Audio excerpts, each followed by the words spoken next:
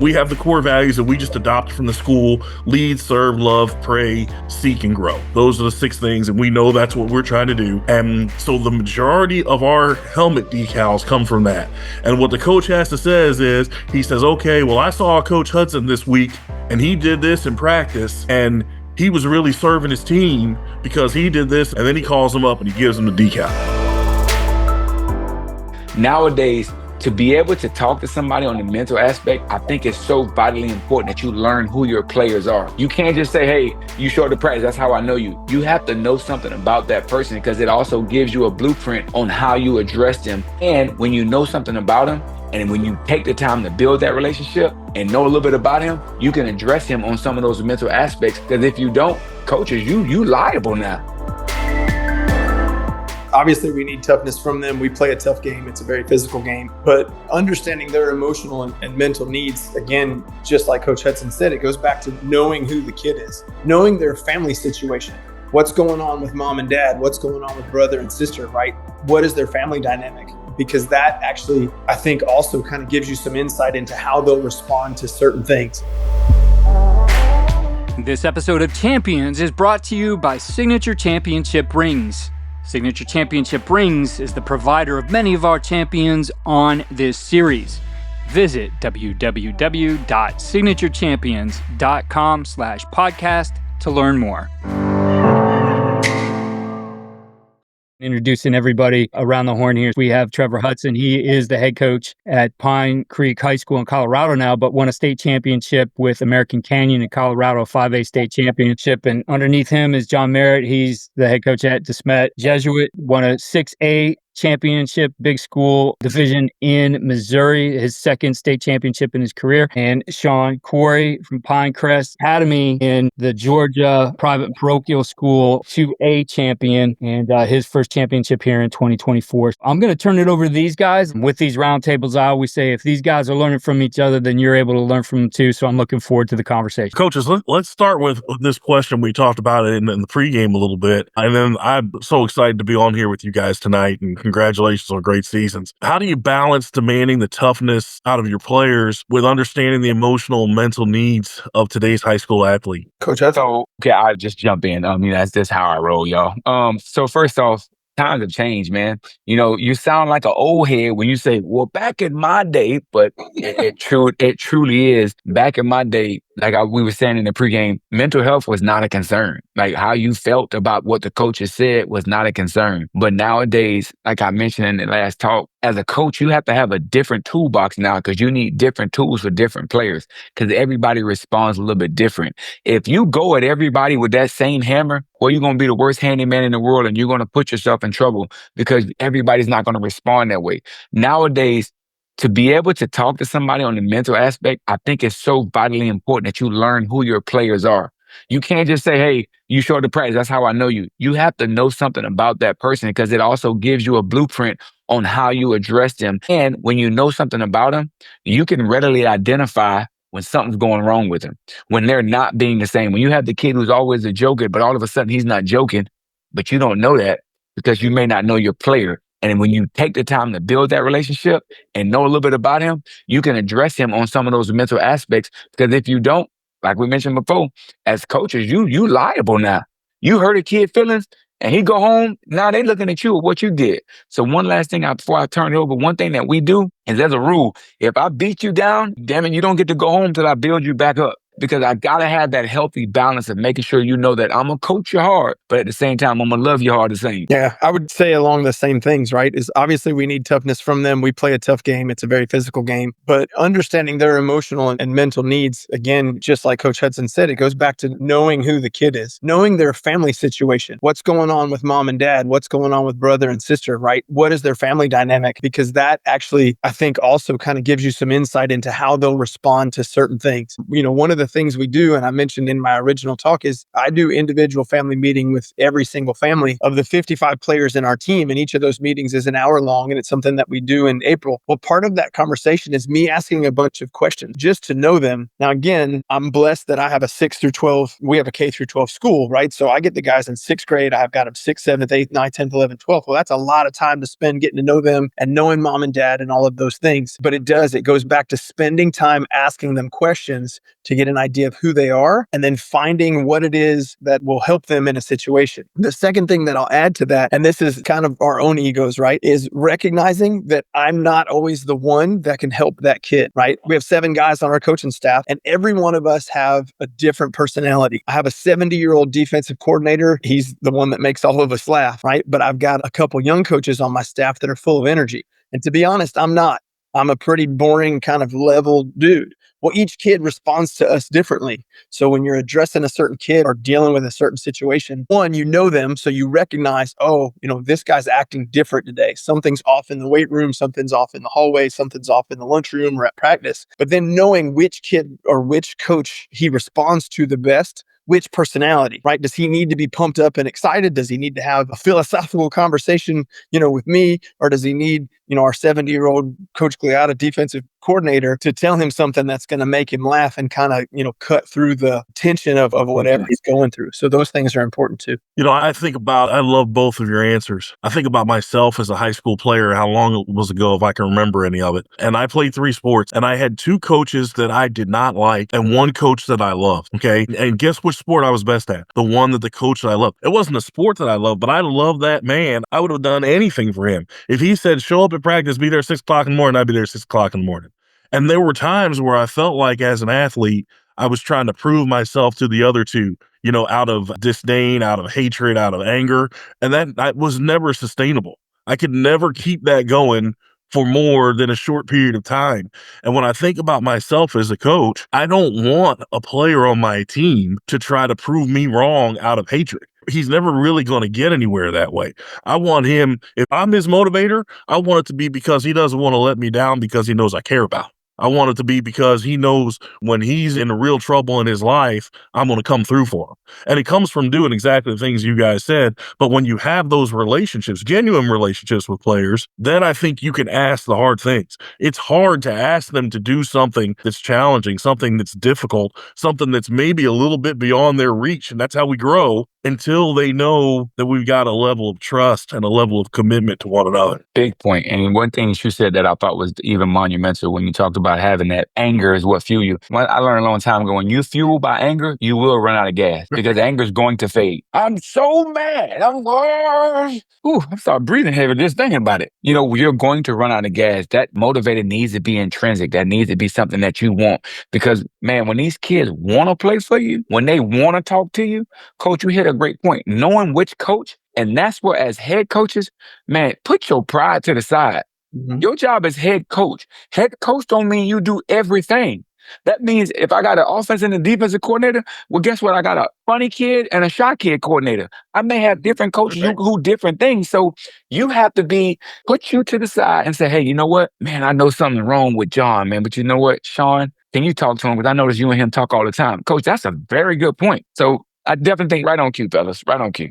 Coach Coury, you brought this up, your meetings with kids. I think that's phenomenal. Our first staff meeting of every month, and my staff, they roll their eyes when they see me walk in. I bring the roster in, and I start with number 1, and I go till 99, and I call every kid's name, and I expect for our staff to say what we know is going on with this kid. What's our plan for developing him in football? What's our plan for developing him academically? What's our plan for developing him as a young man? For us, what's our plan for developing him spiritually? And if we don't have any answers, then by the time we get back next month, we better have some answers. And that takes us hours, right, to go from number 1 to 99. And when I pull it out, they're all like, oh, but we do it every single time, and we get fruit out of it every single time.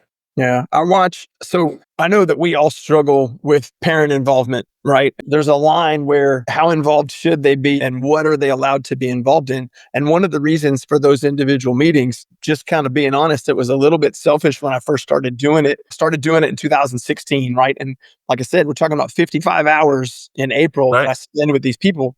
And the selfish motivation was this, right? One, In a big parent meeting, they're not listening to you. They're waiting to ask the question that pertains to their specific kid. And you're just saying, this is what my team is, this is what we're going to do. They're on their phones. They're distracted by other things. No fault of their own. It's just, you put 55 sets of parents in a room and they're thinking about their child. And so I wanted to control the parental environment. And in a sense, what happens in that meeting too is most of the time, one of the questions that I ask, right? So, and I don't want to get too specific on this one thing, but one of the questions that I ask, our third standard is we will give our best to Christ in respect to others. And we talk about self-respect, parental respect, elders respect, and peers respect. And when I go to the parents, there's a scripture that we use that talks about, obey your parents in the Lord, for it is right. Well, when we talk about that specific thing, I ask the kid, because I don't let the parents talk until the end when they have questions. But I asked the kid, if I were to ask your mom and dad right now, how are you behaving at home? Are you doing your chores? Do you speak to your mom respectfully? Are you a participant in the household the way that they expect you to be? And the kid's like, oh, coach, right? And you see mom and dad's eyes kind of like, and right. you know he's not at home. And now you have a partnership with them. And the reason that I bring that up to sort of what we were talking about is in that individual meeting, we have the opportunity to make our standards so clear to the mom and dad that when I do have to get on a kid, right, talking about mental toughness, when I do have to get onto him, I can literally go back to that contract moment and say, are you giving your best in the way that you're respecting, Mrs. So-and-so biology teacher? Well, no, coach, I'm not. Mom and dad, is he giving his best in this situation? Well, no, he's not. And the consequence that comes from that, maybe it's a physical type consequence in terms of running them or whatever, but maybe it's a conversation. The consequence has to fit that individual kid. We've already set the tone for that in the individual meeting to know exactly where this kid is and where we need to get him to go. And I think the parents buy into it because they've got to have their own personal conversation. That's really cool. Yeah. I tell you what, that is a very good one to have that. It's funny. So I just took over at Pine Creek High School, and it's so coincidental that you say you're having meetings. One of the things I was running to last night, because now every Tuesday and Thursday, I do a 30-minute Zoom with each kid. And this Zoom, there's only 3 football questions allowed. How tall are you? Now, how tall you think you are? How tall are you? How tall are you? Coach, I'm 6'5". Well, you 5'7".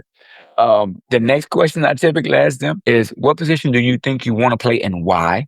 And then the last question, because what I need to know is I ask them, what's the plan after high school? What do you want? Because you all know everybody wants to be recruited, but every kid don't want to be recruited. Every kid don't want that. So some kids say, coach, I want to be a trade. That's what I got to get to.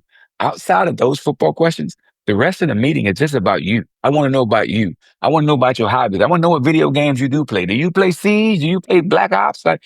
Sometimes I catch myself talking about stuff I don't even know about. One kid talked about anime. I don't know nothing about no anime. But when I was on my phone, I'm like, oh, you talking about One Punch Man? Find out now. How'd you know that, coach? Yep. I said, don't worry about it. Coach knows a little bit of everything. But you know what? I don't. But I also show that vulnerability to them because there's going to be times everywhere I go, I always tell my kid, you're going to hate me before you love me.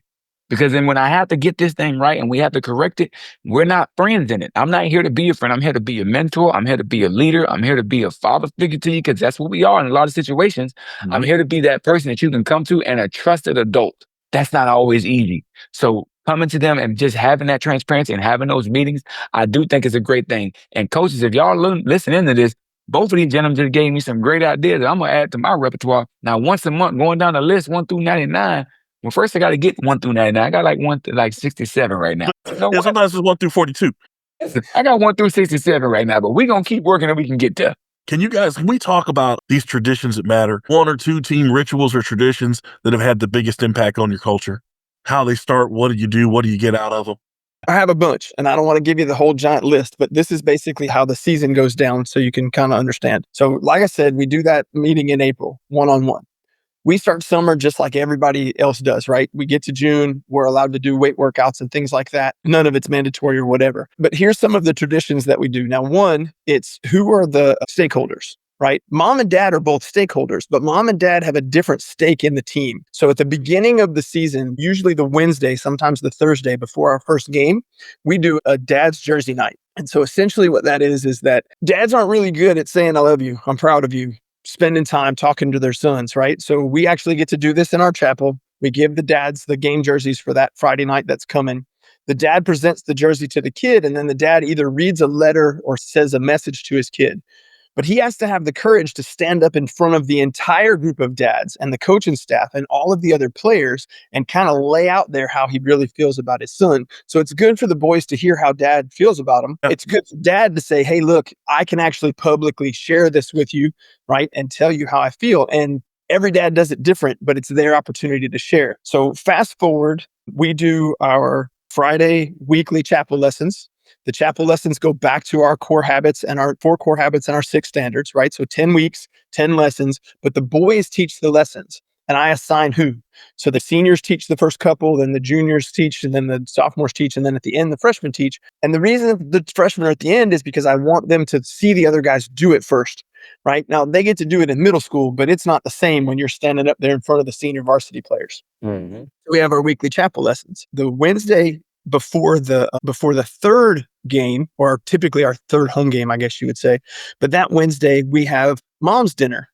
And it's the opposite of the dad's jersey night, right? Because I'm trying to get mom's buy-in in a different way. Boys usually aren't good at telling mom thank you, but mom does all kinds of things to make sure that they have, what they need for practice and they get here and there and all those things. So we have a mom's dinner. We have the boys write letters to their mothers. The boys don't have to do it publicly because I don't want them to be up in front and have to say something about their mom. But we get these little 30-inch tables, and mom and son basically get to have a date with each other, right? And sit down and talk, because life is so busy that they never get to talk.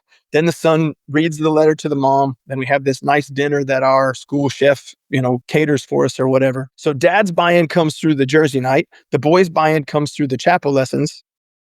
Mom's buy-in comes because I just taught their boys how to be grateful and thankful to everything that mom does. And they get to spend time together, which is something, mom is always craving. And then at the end of the season, the last thing we have is sort of what we call our passage ceremony. On senior night, or the week of senior night, we give them gold jerseys, right? But what we do then is we do what's called the cleaning of the cleats, right? Seniors go back to scripture, right? One of the things Jesus said before he leaves is he says, hey, I'm going to wash your feet as an example of what it is to be a servant. Well, Jesus is the leader, but he's being a servant and he's passing on saying, I'm about to go away. And when I go away, you guys, these apostles, y'all are stuck with the leadership of this team.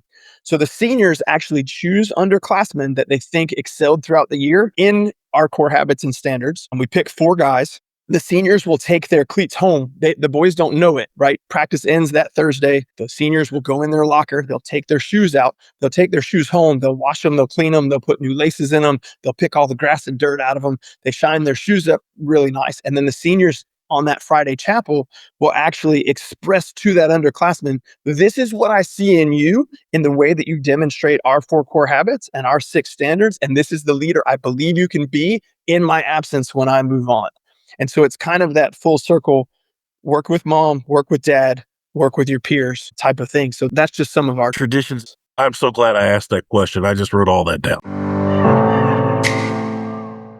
I don't know where y'all bought your state championship rings from, but I did buy mine from Signature at Smeda, by the way. Smeda Signature took care of me on our state championship rings. And to be honest with it, she quoted us out, and we had to get 2 quotes. And she was $16,000 less than the other quote of the business that we went with. And in fact, the other business even ended up, once they lost their business, said, I'll tell you what, we'll do the exact same ring for the exact same cost that they did. So pretty much just told you what, they just charged you double just because they could. So anyway, Smeda at Signature really took care of us and is taking care of us in a high quality way. So I was really excited to see you start the show off and podcast off that way. I mean, do I even have traditions now? I mean, what do I do? What am I doing here? Huh? Thank y'all for having me. Phenomenal traditions that you do have. And I'm going to tell you something. That mom date thing, hashtag stolen. That will be used, just so you know. So my traditions, we do things a little bit different. So we do 2 main things. The one thing we do at the beginning of the season, and I actually got this from somebody else. Nothing in football is original. I'm telling you, everything somebody showed you or they brought to you. So this is what we did. At the beginning of the season, I have the players take a little slip of paper, and I ask them, don't put your name on it unless you really want to. But I want you to put down, why are you playing on this football team? What are you looking for? And we have this mason jar that in the beginning of the season, we take all these we call it the Y jar, and everybody puts their slip inside this jar. So this jar, it goes with us everywhere we go. And before each game, we take out 2 to 3 messages. Just completely random on whose message it is. It's completely random on who's going to get it. And it's completely random on who's going to read it. But what happens is you find out a kid will grab a message that has nothing to do with him, but he'll hear his brother's why. And it'll help motivate him on what he wants to do for his brother during the game. And that person in the crowd, week 5, who's saying, man, football's cool, but man, the season getting long, gets reminded, this is why you wanted to do this. This is why you wanted to be a part of this. And you'd be surprised how other people's situations can cause other people's motivations. So we use that as a reminder and a way to say, hey, this is what we got going on. This is what you want to do. So the why jar is something that we really incorporate and make that going. Now, a more tangible and in the moment type thing, we have a situation where we call it walk the field. And we try to get out. Me, I'm the coach who likes to get to the stadium early. Like I want to be there early so I can walk around. I can change into 2 or 3 outfits. You know, I got to be right, man. But when we go walk the field, everybody lines up on the goal line, all straight across. And then one person comes out to the 10-yard line. And at that time, he addresses the team on what he feels this week means to him and what's going on, what everything, like, why are we here? What are we doing? Everybody has to finish with the same slogan. He asked the team, how we going to finish? Everybody says 1-0, and it's 3 claps. And then we walk another 10 yards. Then another player comes out. There's no rhyme. There's no reason. There's no sketch. You're a captain, so you got to go. The person who comes out is whoever feels they need something to say. He comes out. He says what he needs to say. How are we going to finish? 1-0. And we work our way all the way up the field. We get up there before the other team gets out so we can go to the other side of the field.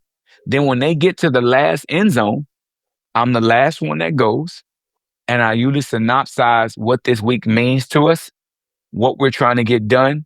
We've had 10 people randomly come out and speak. And then I end it with the same thing. I say, how are we going to finish?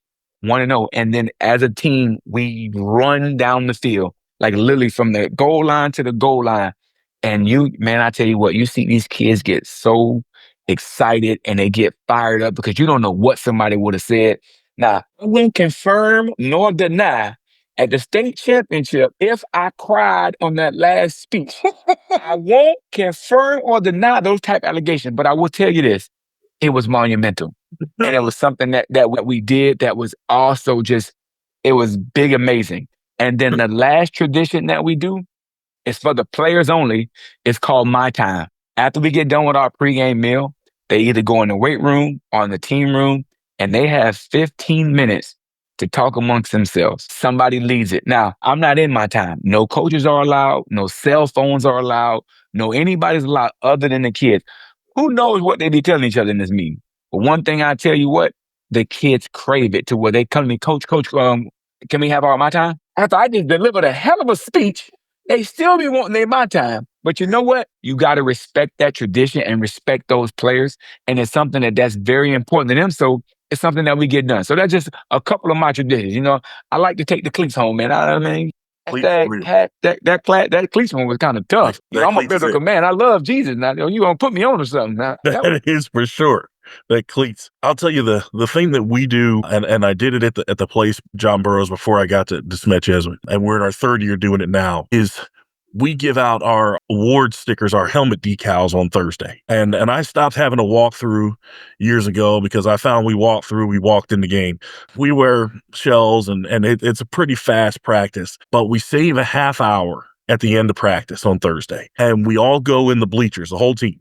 Whole team sits in bleachers, and I have a bucket full of helmet decals. And I've already prearranged them. And we only give out helmet decals for 2 things. The first one is touchdowns and takeaways. So anyone who scored, if you were on the field for a touchdown or a takeaway the week before, I call out everybody's name. I usually make a joke about the play, and especially if it was like a defensive score and somebody was stumbling and bumbling, I make some jokes about it. We hand them out and they all get them, whatever. Okay, and they're all excited for that. And then the second part becomes super serious. So every assistant coach gets 2. I have a big staff. I used to be able to give them 3 when I had 10 assistant coaches. I got so many guys now, I had to cut them down to 2. So every assistant coach gets 2 decals, and they can give it to any player they want for our core values. Okay. And we have the core values that we just adopted from the school: lead, serve, love, pray, seek, and grow. Those are the 6 things. And we know that's what we're trying to do. And so the majority of our helmet decals come from that. And what the coach has to say is, he says, okay, well, I saw Coach Hudson this week and he did this in practice and he was really serving his team because he did this and this and this. And then he calls him up and he gives him the decal. And then he takes another one, he calls up another player and says, I saw so-and-so do this and he was growing. He was committed to his growth because he did this and this and this. And the only rules are it can't be 4 touchdown or takeaway because we already did that. And the coaches are not allowed to talk about it in advance. It is not an everybody gets an award situation. Sometimes we'll go up there and one kid will get 11 decals because every single coach thinks, man, he was on it this week. And we'll get halfway through the season and there'll be some kids with no decals.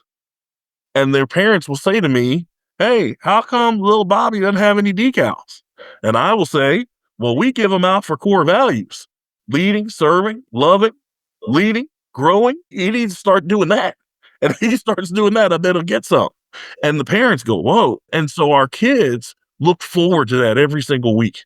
And our kids cheer for each other and they really get excited for each other. Now, when I got deep in it at the other place, I eventually got to the point where halfway through the season, I'd give one to each senior. And then the seniors could pick anybody else. I did a little bit of that this season. So this season, I picked a player and I gave him my decals for a week. And then whoever he gave decals to, I gave them to that kid the next week and that kid the next week and on to the season, so the players could have some ownership of that. But the ability for that group of players and coaches to come together once a week and publicly love each other like that and publicly respond and then point out, here's what I saw you do. It's the world for us. And you talk about a culture builder. It sets our culture on the table every Thursday night. It's the last thing we do before a game. Really quick, Coach. First off, I love that idea as well. One thing that I talked about in my briefing about building a culture on and off the field was celebrating the things that your players are doing. Like the example that I use, let's say, coach, both of you coaches, you gentlemen married, yes, no, I got to send somebody. You got to boot that. When you come home and you take out the trash, and now it didn't take you that long to take out the trash, but your wife says, hey, honey, thank you for taking out the trash. You know what? I called a little bit. I said, is there any more trash up in there? I'm like, what else up in there? Because you love that. If I wash a dish and she like, you did the dishes. And I'm like, so did by hand too. I ain't even use the dishwasher. You get that pride because it was acknowledged what you did. Both of you gentlemen just mentioned something where you are taking the time and you're acknowledging players. Because when she tells me I took out the trash, next thing you know, I'm looking to see if there's trash. I want to take out trash again because I want you to tell me I did it good again. Well, take what? You take it to your players. When you acknowledge them for loving, leading, and doing those things, and you give them that praise, they become intoxicated with it. And they want to do the same thing because they want to reproduce that same moment. So a lot of times a lot of coaches, they want to overlook some of the small victories, but you got to have small victories before you can have a big one. So celebrating those small victories with those guys, not only will it encourage your culture, not only will it help your culture, it puts your culture on display because that kid who's not doing what's right, he sees that you're paying attention to somebody that does do what's right. And eventually he may say, you know what? I want Coach Merritt to tell me I did good. Well, you know what? It's very simple. Like people always ask me, Coach, do you have favorite players? I sure do. Got lots of favorites. Kids who are class on time, get good grades, be at practice, give good effort, and be great citizens. You can be my favorite, open every day of the week. So having that and acknowledging that, like you mentioned, it's a steroid to your culture, man. Yeah, that's great. Now, let me transition to Jim. I got a question for you guys. Now, when we talk about culture and building culture, we all know everybody doesn't drink the Kool-Aid. We all know there's going to be some people who going to jump on your last nerves, who always wants to push the limits, who always wants to push the boundaries, who always wants to not only disrupt the culture, but see who they can bring in there with them. How do you handle that player? How do you handle that situation? How do you handle that parent? You don't have the meeting. She knows what you want.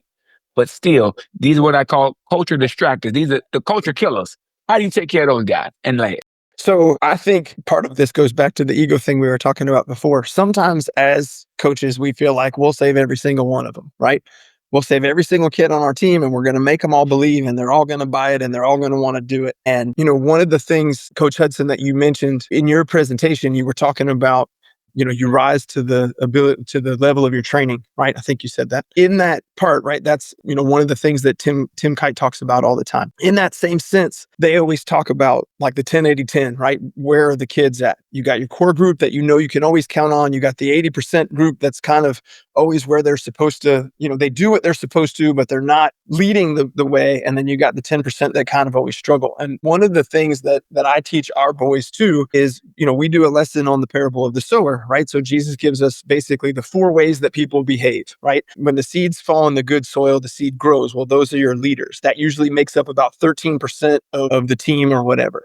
When the seed falls on the road, it doesn't grow at all. And there's nothing that you can do about it. And unfortunately, in most organizations, statistically speaking, that makes up about 27% of the organization. Well, I have a small team. 27% is a lot of guys getting in trouble if they were, right? And then the group in the middle, the parable of the sower also talks about the seeds that fall among the thorns. Well, that means you're too weak not to overcome the peer pressure, right? So you get choked out. And then the seeds that also fall in the rocky soil, they grow fast, they find some growth, but when the sun gets hot, they kind of wither away. Those are the kids that don't have the self-discipline, right? I consider myself one of those, right? I'm on fire, and then something happens and it kind of throws me off. And I'm like, oh man, I got to get back on track. Well, the reason I tell you that whole thing is I look at the team and I go, okay, if 13% of your kids are 100% bought in, right? That means about 60% of your kids do most of what you want them to comply, not necessarily to lead the culture, but just to comply with the culture. And if you look at that 27% that doesn't do anything, as teachers, leave football for a second. We as teachers are like, we got to help the bottom of the group. We got to help that peripheral group. We have to bring them into the circle. We pour all our energy into that. Well, the kids in the middle, the ones at the top they don't need us. I don't mean that, but again, go back to the ego. They don't need us. They're going to be successful. They're going to be good husbands. They're going to be good fathers. They're going to be all of those things, even if we don't influence them at all, because their whole life, their family culture, all of that is helping to them. And sometimes we forget the kids that are in the middle that we can help because we focus all our energy on the ones that we can't. And so I've really struggled with that as a coach, right? How do you not focus on the kid that is the distraction that's kind of tearing your culture down? And I was blessed. I've never been to the AFCA conference before, right? So I've never been to the big one. We go to local clinics here, but I went to the American Football Coaches Association conference in Charlotte this year. And Clark Lee, the head coach at Vandy, he's one of the keynote speakers. And he stands up there and he goes, these are the things that we do at Vandy, right? And Vandy's found some success here recently that no one ever really expected.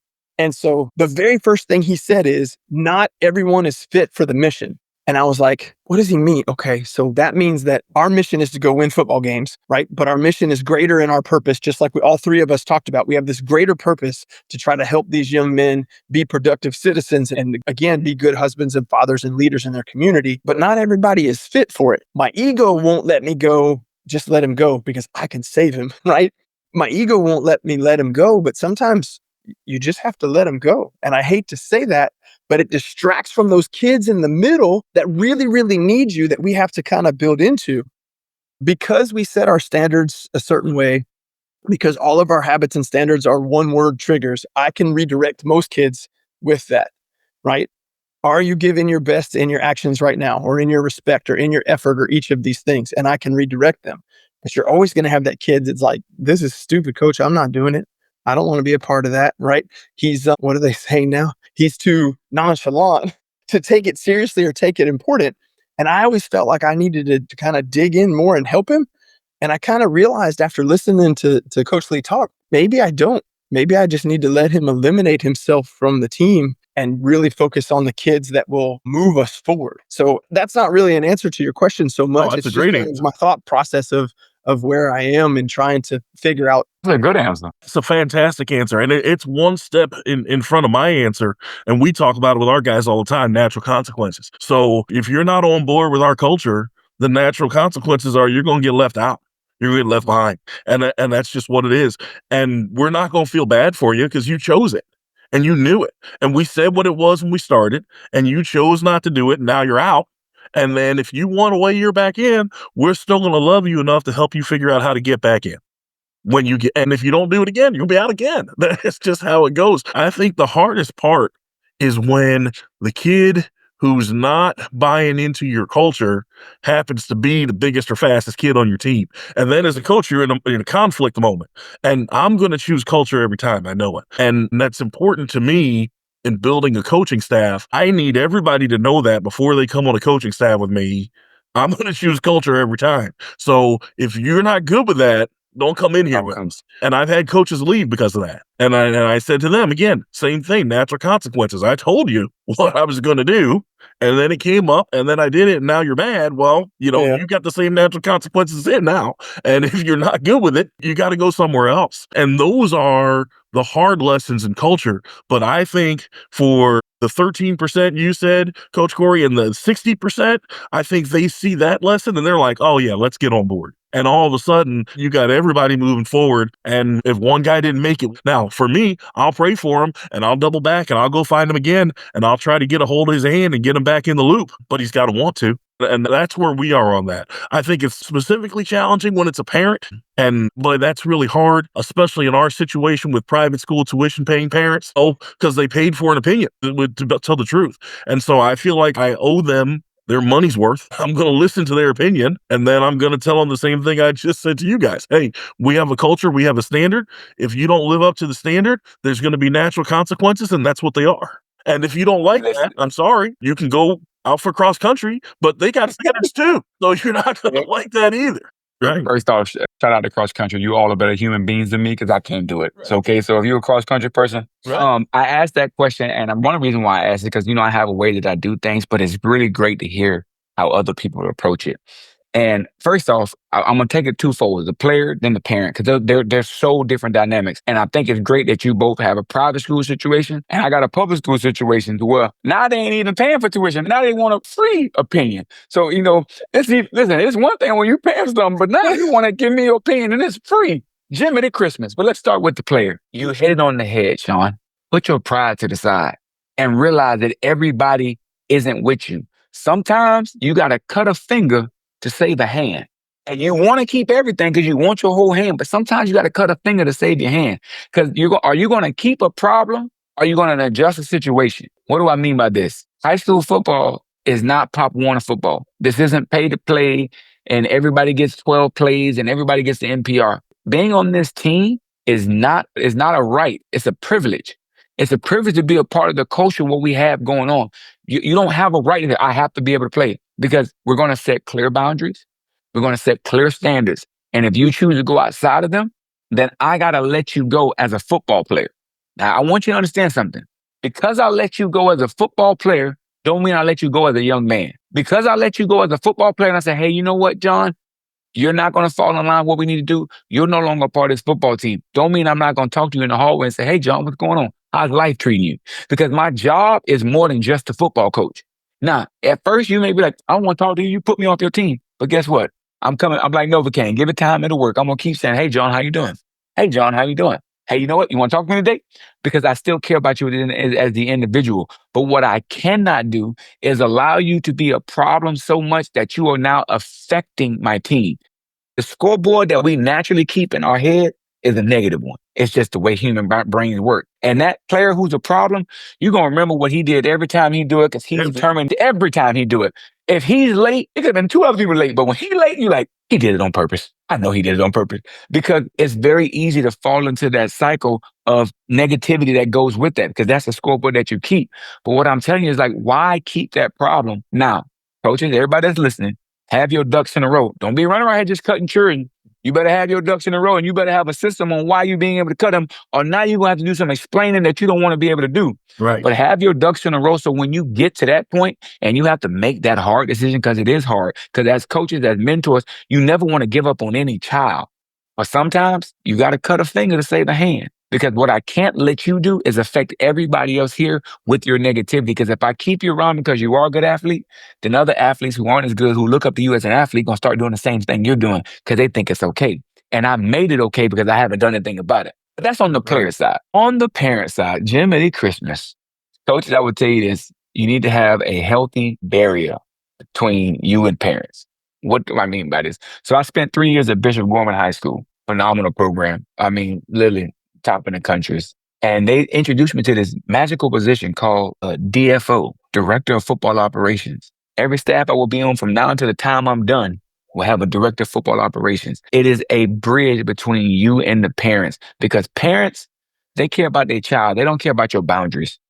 You start handing out your phone number to every parent, they're going to call you all times of night. They don't care that you still got a wife, kid, and family as home, because they want what they want when they want it. You have to build that barrier. And there's been times where I have to tell a parent who has decided to overstep that boundary that, hey, from here forward, we should just communicate via email, because our telephone conversations, we're not progressing anywhere. And you have to be able to stand that line. Now, in private school might be a little different. You might not be able to tell that to a parent. Over here, listen here. There's not enough time and money in the world for me to have to deal with your child and everything else, and you want to start to show your behind. I'm going to treat your child fairly. I'm going to do the things I need to do, but there's going to be a boundary. There's going to be hours that we can talk. There's going to be email. Now, if you schedule an appointment and we sit down, by all means, let's go for it, because now I can give you and your child the appropriate attention you deserve. But if you think it's 6 p.m. and you're going to call my phone and tell me about how little Timmy was mad at practice, that's not what we're doing here, because that's not the time and not the place. You have to be able to establish those boundaries to have that healthy relationship with your parents. I'm not saying never talk to them. I'm saying have things in place. I have a DFO. You want to come to him, bring me the issues? He brings them to me, which for me as a coach, I can address the issue better when it's brought to me instead of when it's told to me. When you're telling me your problem, you telling me, Coach, Hudson, my son, you're telling me your problem. But when Sean says, hey, Coach, Mr. John called. He said his son wasn't playing this week. He wants to know, why can't he get in the game? These are some of the things. Now I can go back and say, hey, Sean, tell me about you John's position coach. What is he not doing that you feel he's not there? I can get an educated answer. I can get a thorough answer. So when I go back to Sean and say, well, Mr. Sean, the reason why John isn't playing, because here's the things that we're not saying and things that we need from him. You didn't tell me your problem. You let me explain your problem. But you cannot do that without boundaries. You want to save everybody, but you got to remember to save yourself, coaches. Trust me, it'll help in the long run. I will say, I know we talked about the individual meetings a couple times, and, we joked about the purchased opinion and the free opinion and those types of things. So because I kind of set the boundary in the meeting that the relationship is between me and the player, and the parents are there, and the parents and I are working together to give the player what's in their best interest, I will say, by doing those individual meetings, I very rarely have any conversation with any parent throughout the season. And I'll have coaches tell me all the time, man, how can you spend 55 hours in April just having these meetings? And I'm like, because I spend 0 hours from June 2nd to Thanksgiving when we're playing in our championship game. I spend 0 hours talking to them then. And I'll have different coaches. I'm our athletic director too, right? So I've, sort of asked our other coaches, hey, just think about it. I would never make them do it the way that I'm doing it. They each have to kind of figure out their own program. But we've talked about it, having these individual meetings. By having that conversation and personally investing in that kid, but also personally making it clear to the parents what the standards and boundaries are, I deal with very few, if any, problems ever the rest of the year. So the front end work is worth, now I can focus on game plan and travel and all the other things we have to do to make our teams go. And so people are afraid. They're like, man, that's a lot of time. I'm like, right, but you're going to answer, 35 phone calls that are an hour each throughout the season when you're trying to do other things. In April, I'm our track coach too. I just finished coaching track, and I can focus just on these kids. But then during the football season, we can focus on coaching football. I love it. I'll give you a parent pro hack that I learned a few years ago. I asked my position coaches every week to send 2 emails to 2 parents of 2 players in their position group.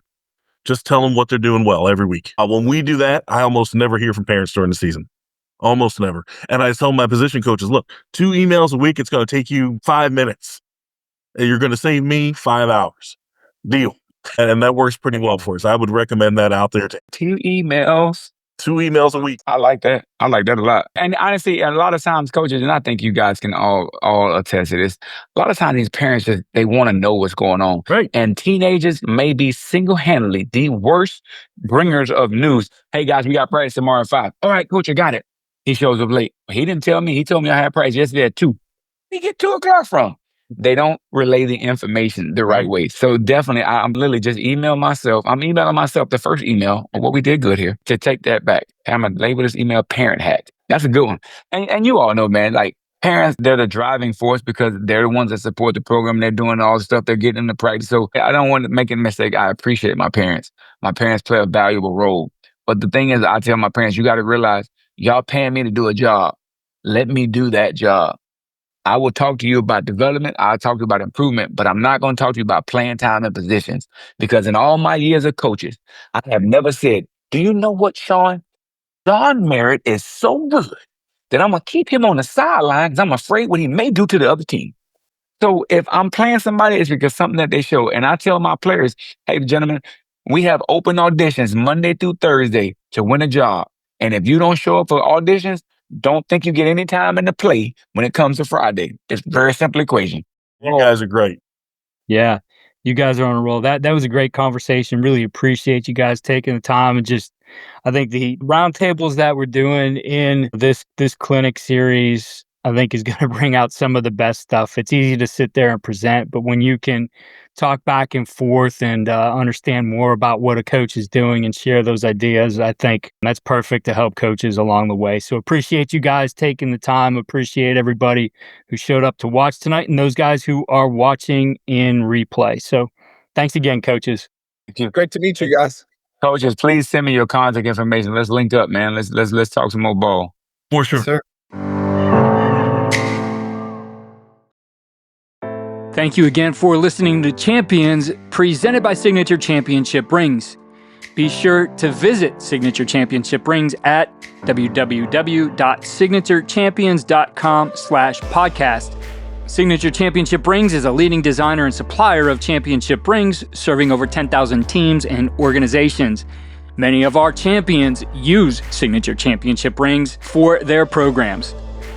With a focus on quality craftsmanship, easy team ordering processes, and affordability, Signature Champions celebrate every champion and their achievements, making their moments last a lifetime. Again, visit www.signaturechampions.com/podcast. All we're doing at coachandcoordinator.com and follow us on X at Coach K. Grabowski.